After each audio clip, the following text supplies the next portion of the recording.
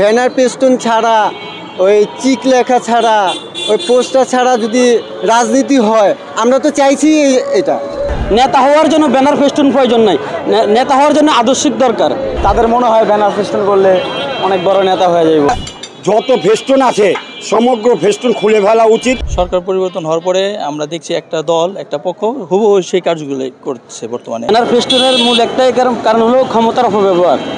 কারণ এই ব্যানার ফেস্টুনের মাধ্যমে যে যার পিকচার যত দেখাইতে পারবে ততই ক্ষমতার অপব্যবহার করতে পারবে।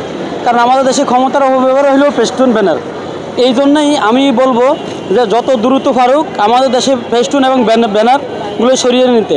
নেতা হওয়ার জন্য ব্যানার ফেস্টুন প্রয়োজন নাই, নেতা হওয়ার জন্য আদর্শিক দরকার, নেতা হওয়ার জন্য একজন শিক্ষিত লোক দরকার, নেতা হওয়ার জন্য একটা পরিমার্জিত লোক দরকার। নেতা হওয়ার জন্য ব্যানার ফেস্টুন প্রয়োজন নাই। আমাদের দেশে গলিতে ঘরে বাইরে রাস্তাঘাটে নদীতে নালায় সব জায়গায় নেতাকর্মী দিয়ে ভরা। তাদের মনে হয় ব্যানার ফেস্টুন করলে অনেক বড় নেতা হয়ে যাইব। Double million offer Walton fridge কিনে পেতে পারেন 20 লক্ষ টাকা, রয়েছে কোটি কোটি টাকার নিশ্চিত উপহার। বা আমি তো মনে করি যে ব্যানার ফেস্টুনটা না থাকাই ভালো। এখানে দেখেন তৃণমূলের নেতাকর্মী, এলাকা ভিত্তিক নেতাকর্মীর অভাব নেই।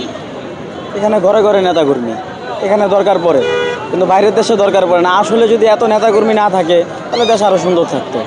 আমার মনে হয় সারা বাংলাদেশের যারা বিএনপি করে, বিএনপি ঘরানার যারা বিএনপিকে ভালোবাসে, আমি মনে করি তারা যত ফেস্টুন আছে সমগ্র ফেস্টুন খুলে ফেলা উচিত এবং অ্যাক্টিং চেয়ারম্যানের নির্দেশ মানা অবশ্যই উচিত।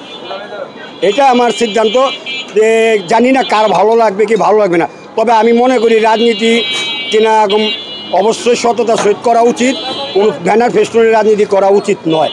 ব্যানার ফেস্টুন দিয়ে আপনার কিছু হবে না। আপনি যদি জনগণের জন্য কাজ করেন আপনার নাম আস্তে আস্তে মানুষ জানবে।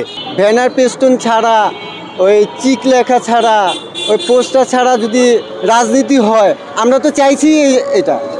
আমরা তো আন্দোলন করছি এগুলো, আমরা তো বৈষম্যের বিরুদ্ধে আন্দোলনটাই করছি। এই জন্য এটাও তো আমাদের এগুলোর ভিতরে পড়ে, তাই না? তো অবশ্যই ভালো লাগবে যদি ব্যানার পেস্টুন ছাড়া হয়, অবশ্যই ভালো লাগবে। আপনি দেখবেন যে একটা ব্যানার যখন অনেকে করে তো অনেকটা জায়গার মধ্যে লাগায়, অনেক সময় দেখা যায় তার এলিমেন্টের মধ্যে তার ব্র্যান্ডের নাই কোন কোন জায়গায় লাগাচ্ছে। তো ইনশাল্লাহ আমি আশা করি যে সময় দেওয়া হয়েছে এই সময়ের মধ্যে আপনার সমস্ত ব্যানার পোস্টারগুলো খুলে যাবে। বিগত সরকার যে সমস্ত কার্যক্রমগুলো করেছিল, সরকার পরিবর্তন হওয়ার পরে আমরা দেখছি একটা দল একটা পক্ষ হুবহু সেই কার্যগুলো করছে বর্তমানে। আপনারা দেখেছেন যে আগে যে ফেস্টুন এবং ব্যানারগুলো ছিল শুধুমাত্র ছবির পরিবর্তন হয়েছে, কিন্তু নিয়ম কানুন সব আগের মতোই চলছে। আমরা এর থেকে পরিত্রাণ চাই। আমরা দেশের মানুষ দেশে সুখে শান্তিতে বসবাস করতে চাই।